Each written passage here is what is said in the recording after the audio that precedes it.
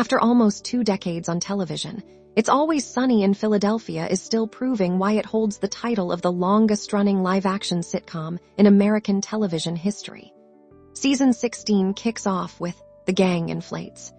And right from the opening frame, you are pulled straight back into the chaotic, morally bankrupt world of Paddy's pub. Most shows lose their bite after season 5 or 6, but The Gang takes on current economic anxiety and turns it into pure, unhinged comedy. The episode opens with the gang sitting around the bar, obsessing over how expensive everyday life has become. Eggs, beer, rent, everything is shooting through the roof. But true to form, instead of cutting costs or running an actual business, the gang sees a national crisis as an opportunity to exploit the system and get rich quick.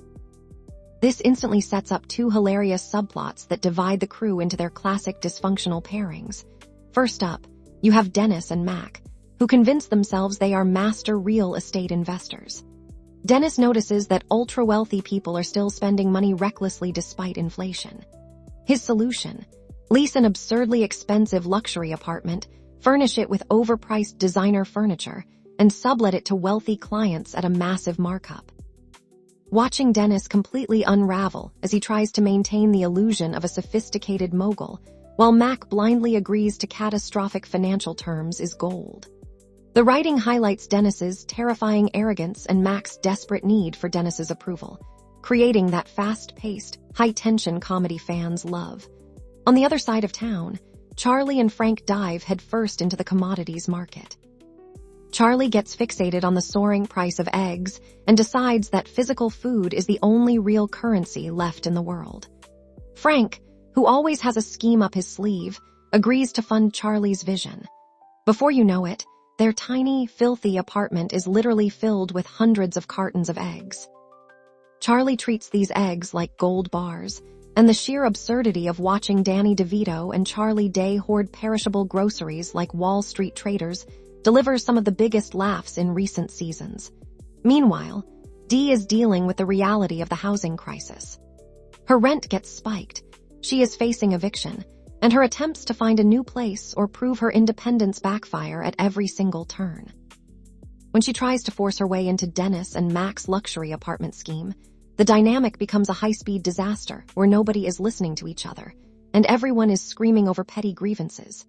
If you are enjoying this breakdown and love deep dives into the absolute best comedy television, hit that like button right now and subscribe to the channel. Drop a comment below with your favorite character dynamic. Are you Team Dennis and Mac, or do you prefer the chaos of Charlie and Frank? Your support keeps this channel running, so make sure that notification bell is turned on. As the episode barrels toward its climax, the house of cards inevitably collapses. Dennis and Mac realize they cannot find a single person willing to pay their inflated sublease rate, leaving them stuck with enormous lease agreements and piles of luxury furniture they cannot afford. Meanwhile, back at Charlie and Frank's apartment, their egg investment literally rots. The unbearable stench, the cracking shells, and Charlie's refusal to admit that his economic theory was completely insane bring the subplot to an explosive, hilarious disaster. The beauty of The Gang Inflates lies in how effortlessly the writers take real-world frustrations that viewers deal with every day, like grocery bills and housing costs, and use them to expose how awful and self-centered the gang truly is. They learn absolutely nothing from their catastrophic failure. They blame the entire global economy instead of their own stupidity, and they end up right back where they started at Paddy's pub.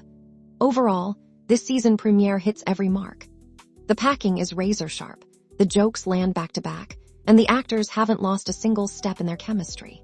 It proves that even 16 seasons in, It's Always Sunny in Philadelphia remains unmatched when it comes to dark, satirical American humor.